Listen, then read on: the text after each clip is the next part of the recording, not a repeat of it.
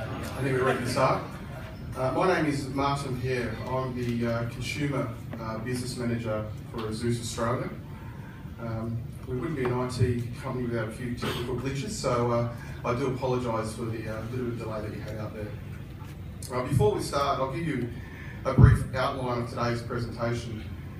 We'll begin with a general introduction and business overview from our Regional Director, Portia Chang.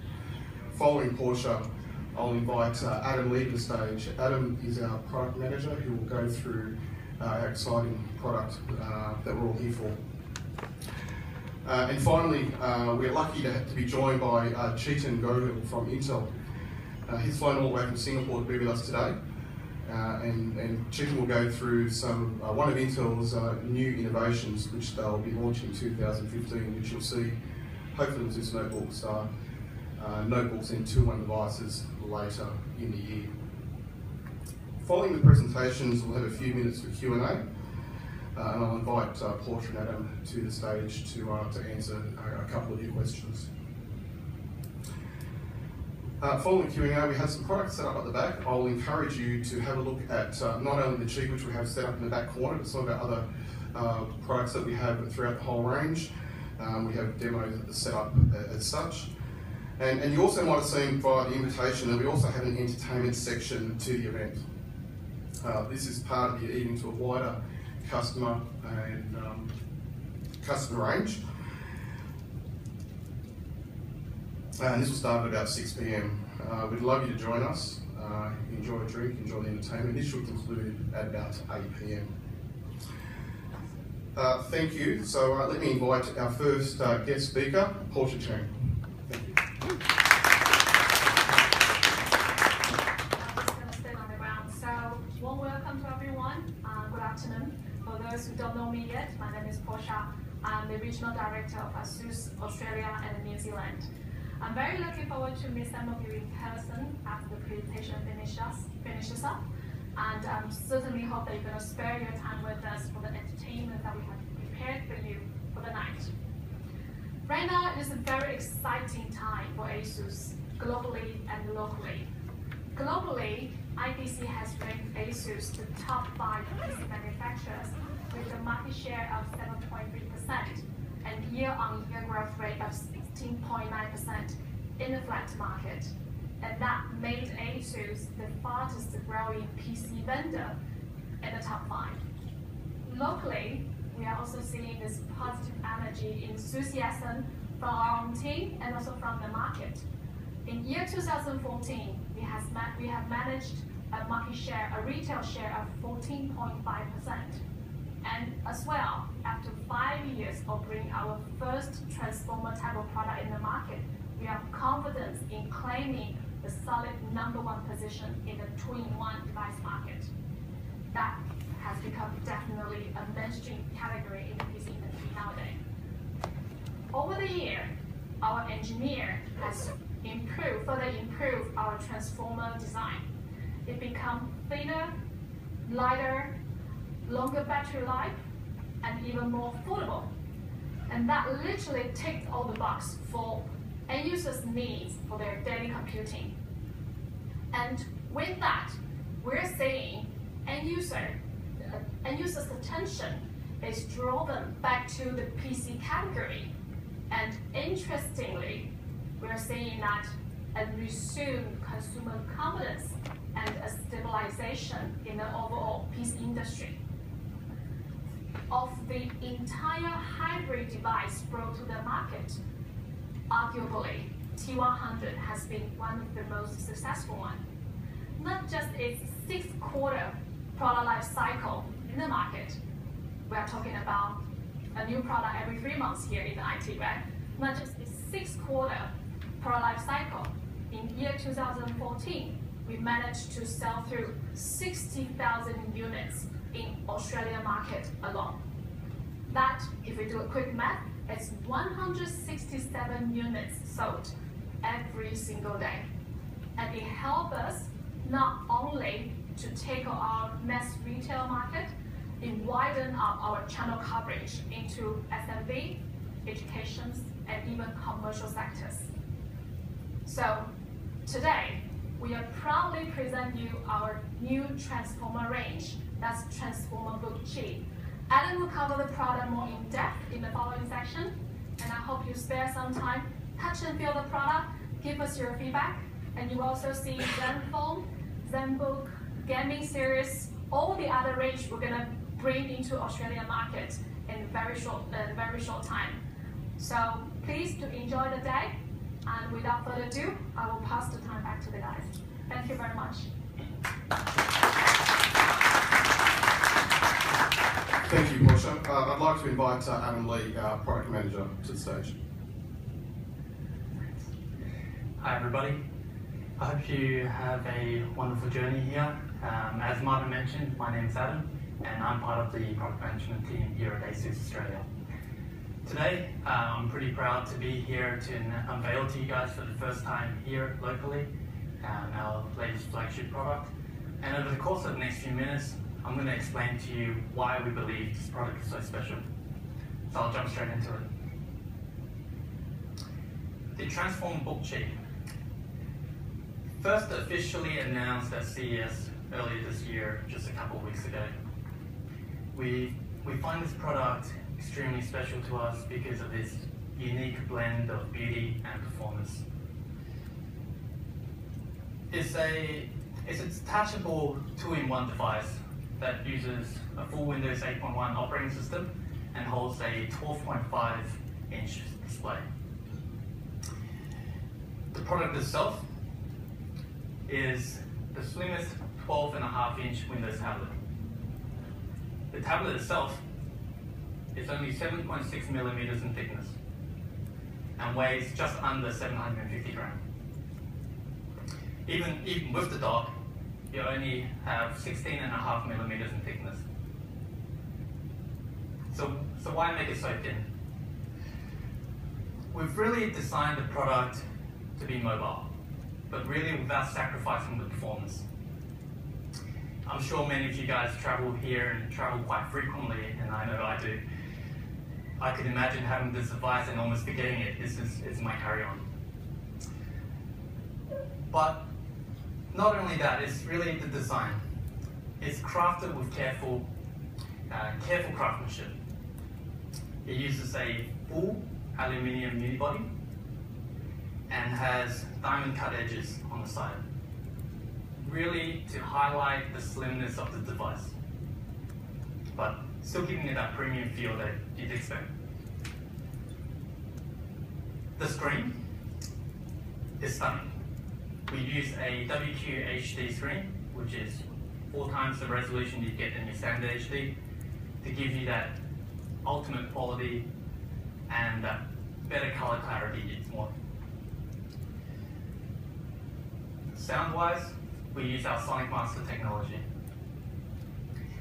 We've paired some carefully selected hardware along with our unique software solutions to really deliver the outstanding sound that it deserves, but still being able to keep it this thin. We've used 3mm speakers on either side to give you that surround sound. Performance-wise, yes, we've selected to use our latest Intel Core M processors to quietly achieve more, and to enable us to create such a thin, bandless design. It gives you that better productivity that you require if you're on the run, or just enhances on your entertainment experience. It really easily outperforms other leading tablets in the market. And yes, I've mentioned it's thin, but it still carries that battery life that you really want in a mobile device. So on the Full HD model, you'll see up to an 8 hours battery life, and on the WQHD model, you'll have up to 7 hours on battery life. Not only that, the device itself in standby mode can last up to 2 weeks. 2 weeks on standby mode.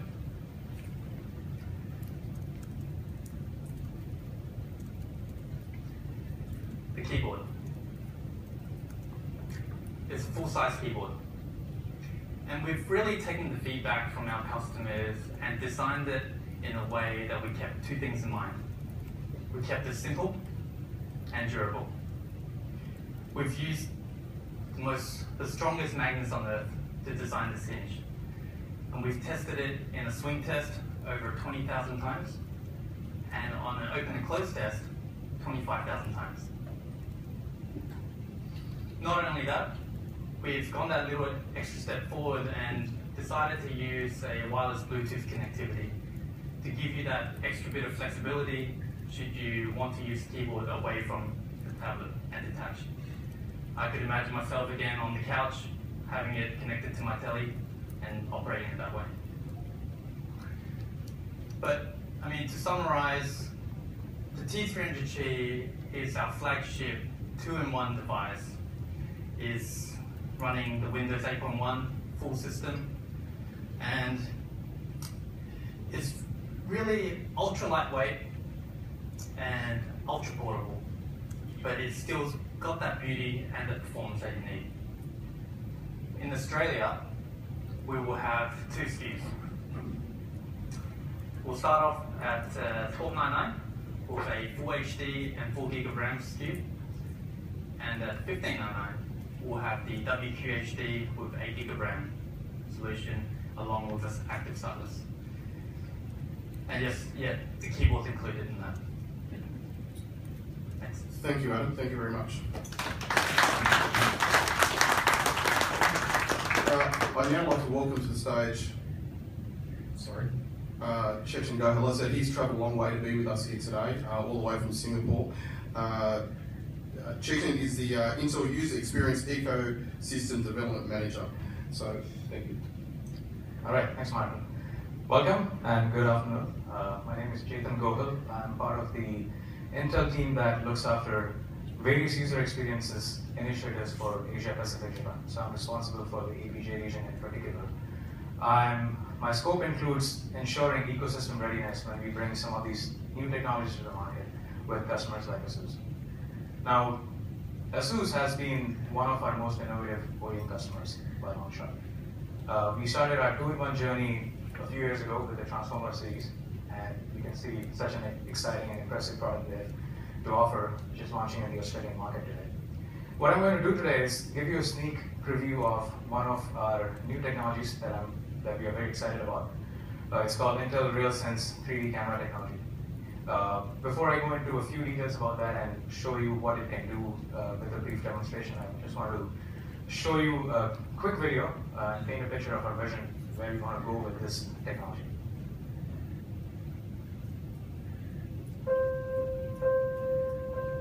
We used to tap. Then we clicked. Now we touch. All of our content resting at the surface. But the world is not flat.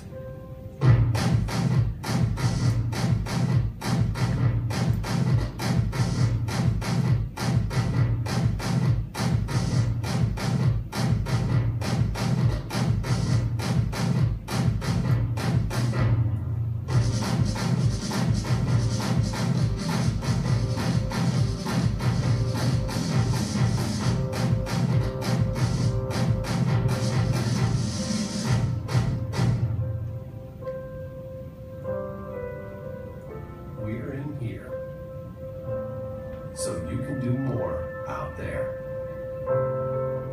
Intel's 3D sensing technology, your world in all dimensions. All right, so this is kind of give you an idea of where we are heading with this particular technology. So at a very bare minimum, what is RealSense, right? So RealSense is world's first and smallest fully integrated 3D camera module for the PC devices. Imagine some of the gaming console 3D camera systems that are in the market right now, which look like a brick, way like a brick, require their own power supply, and offer an okay experience.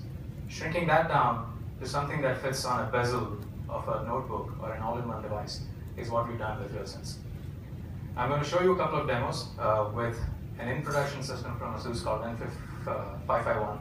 And I have several new systems over there in the back in the demo area that you can play with and interact with. Those are also production samples of the systems that will be coming to the market.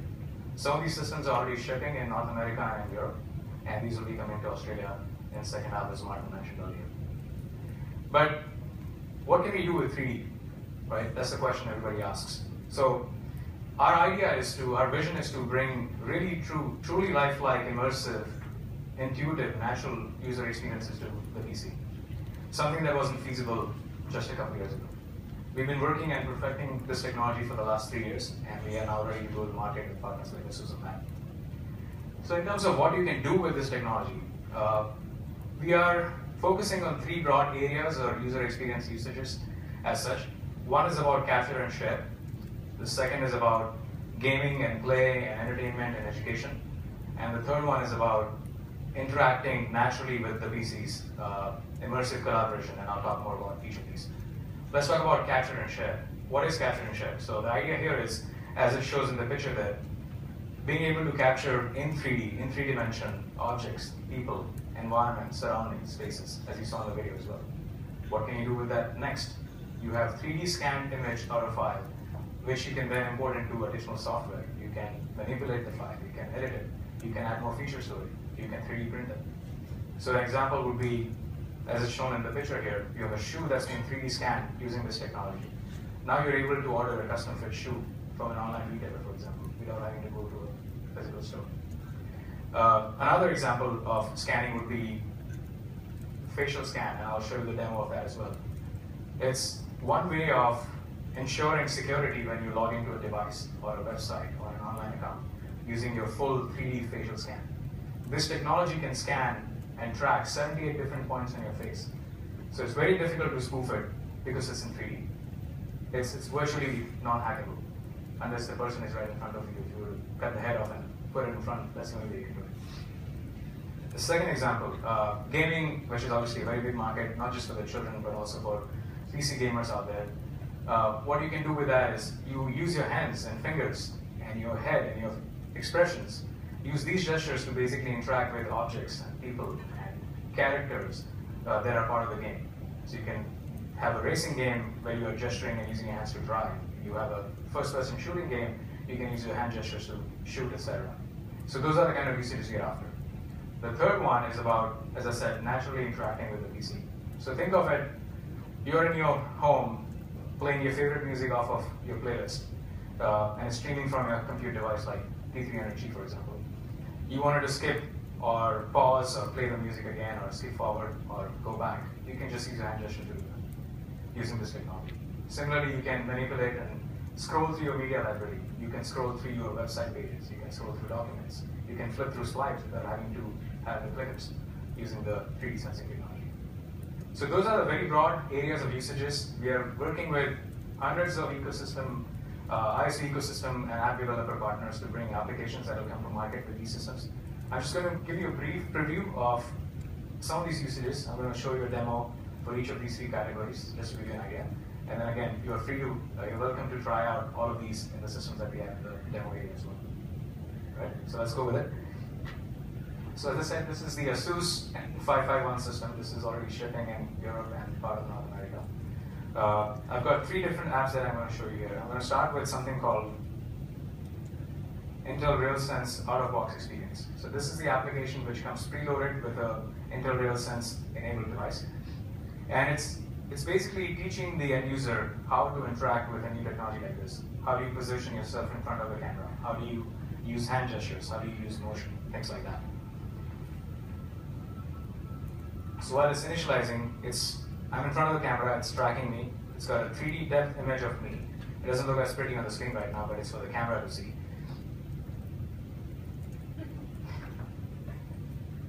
And I'm going to basically bring my hands in front of the camera and show you how you can interact with the system. And I'm doing it all hands-free right now.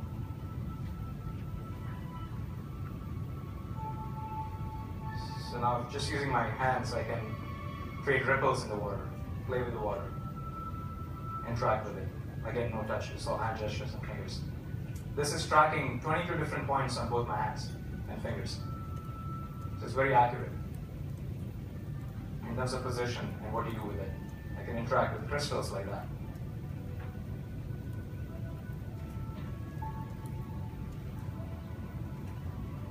So this is sort of introducing the end user for the first time to what this can do. Just to give you an example real quick. All right, let's look at another one. I'm going to play a simple game. Again, using my hands and gestures. And the objective of this game is to basically take little characters like hoplites from across the valleys and avoid the rocks and things like that. So again, I'm going to use my hand gestures to start the game. I've got my hand here, it's tracking me. So what I can do is I can take the rocks, move them out of the way. I can carry this little hoplite, take it with me.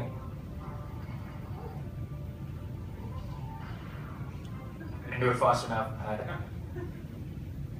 Let's try another level, a little bit easier. Right, I'm going to give it a shot one more time. Move on to the next one.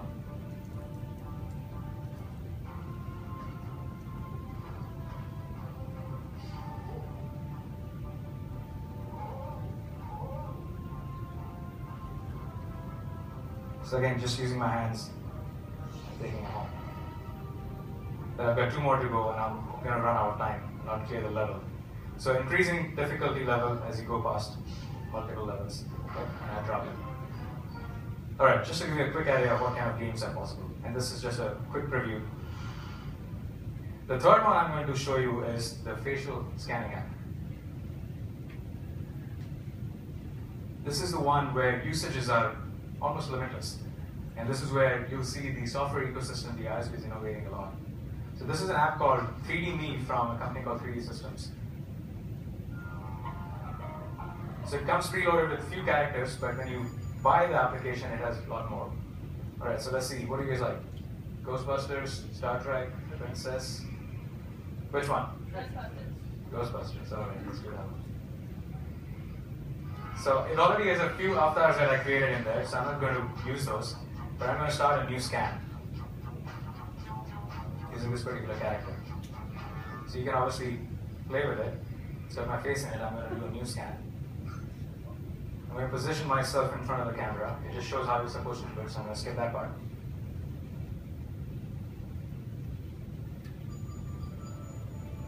So that's me, it's capturing. Now I'm going to scan my face.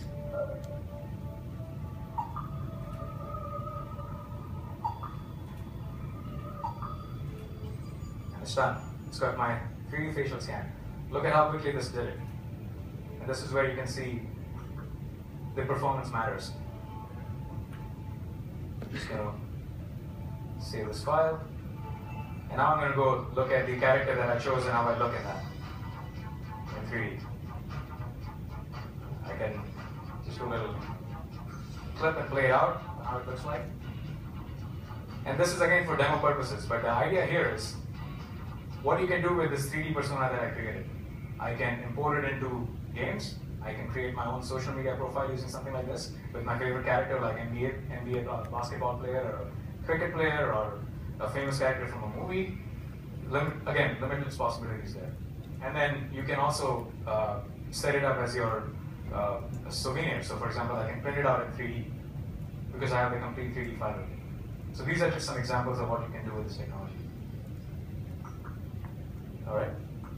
So thank you for your time. And as I said, we have the systems here that are production ready. You can play with them and try them out. And if you have any questions, do it. Thank you. Thank you, Chief. I think you'll agree with me that it's another piece of innovative technology from Intel. I will stress that I mentioned earlier that this technology will be available in some product in the second half of the year. It's not across all of this product. But thank you very much for the presentation. But that concludes the formal part of the presentation. I'll now open up the floor for some questions, and I'll invite both Adam and Portia to the stage. Sally has a microphone, so if you can please hold your hand up, and she will pass the microphone around.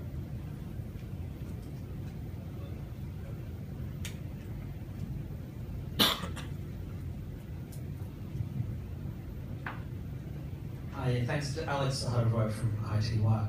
I was just intrigued when you said it had the world's strongest magnets.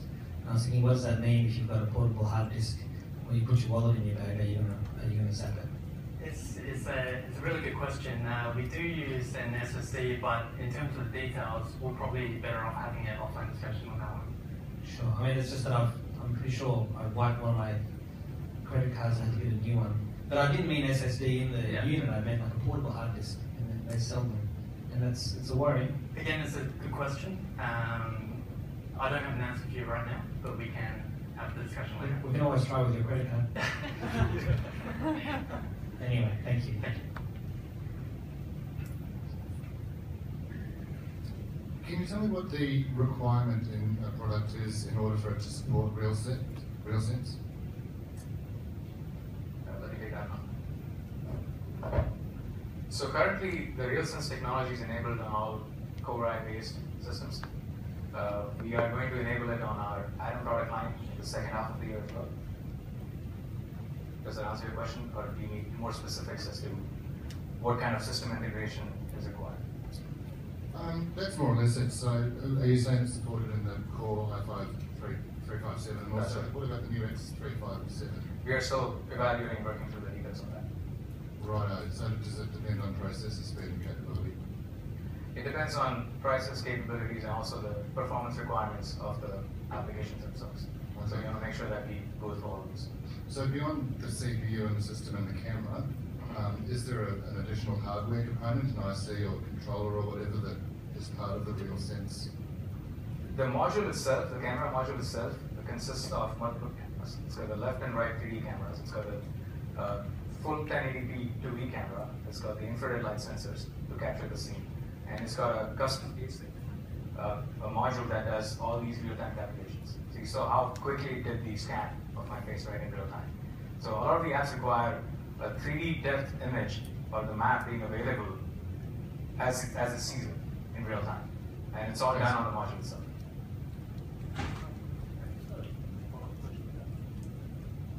Yeah, sorry, this is another question regarding the Intel RealSense. How is that, the one that you demoed there, how is that different to the one that you're shipping with tablets, such as the Dell Venue 8 has the Intel RealSense camera as well, but it can't do scanning and things like that. So is there different SKUs, different variants? Like how? Good question. Is there a tablet-specific version, a laptop-specific version? Good question. So we have 3 different camera solutions in the RealSense portfolio right now. What I showed you today was a front-facing camera solution. There is a rear-facing camera solution which basically enables all the usages that I talked about in a detachable tablet, T300 kind of form factor. It will eventually get into smartphones as well down the line. And then there is the third solution, which is called R100 with the RealSense snapshot capability. That's the one you alluded to with the, and that's a very specific usage for image capture.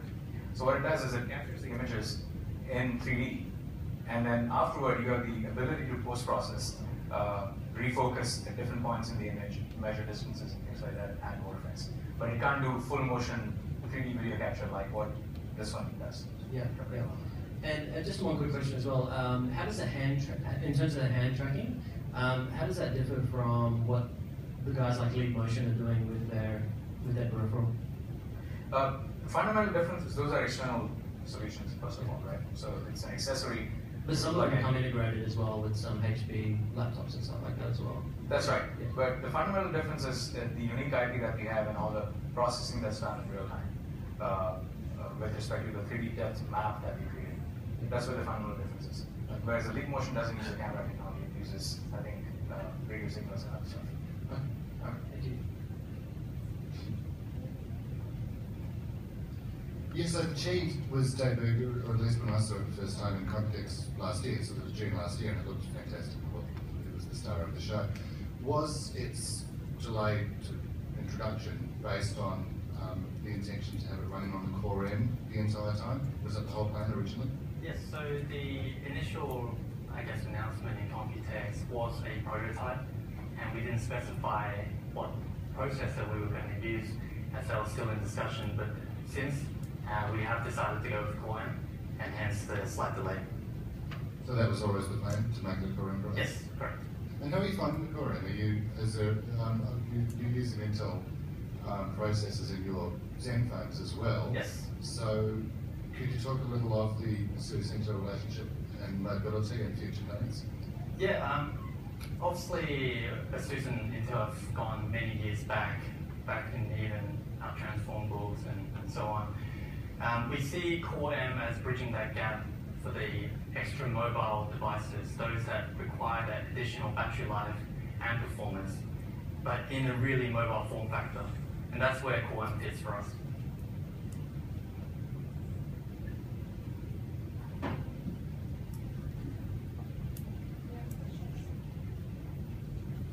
Any other questions? How do you find the user experience the first time they use the 3D motion camera? Things like Connect, there's a lot of teething issues, a lot of people have a hard time actually to get it to work.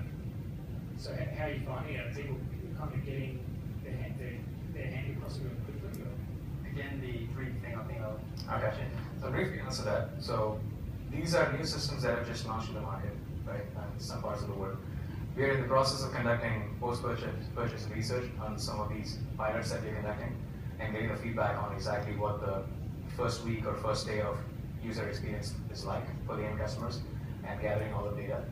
So far, the data that we've seen, the initial results we've seen, this was pretty impressive. We haven't seen any red flags in terms of people feeling sick or not able to adjust to the new mode of interacting with the systems and things like that. But the key thing, since you mentioned Connect, I want to point out is the accuracy that you get with this solution is way, way better, and the amount of tracking you can do at the finer points of the face and hands and all that is where the unique value is. You can do a lot more in a PC form factor when you're in close proximity, as well as in a tablet form factor when you're trying to scan yourself. Okay, that's all we have time for. I'd like to thank you all for attending. As I mentioned earlier, we have plenty of products set up at the back. So please stick around for a drink. We do have some food, and as I mentioned earlier also that we have our entertainment starting at around 6:30. Yeah, running behind at around 6:30. So thank you again for attending. Cheers, thank you, it's appreciated.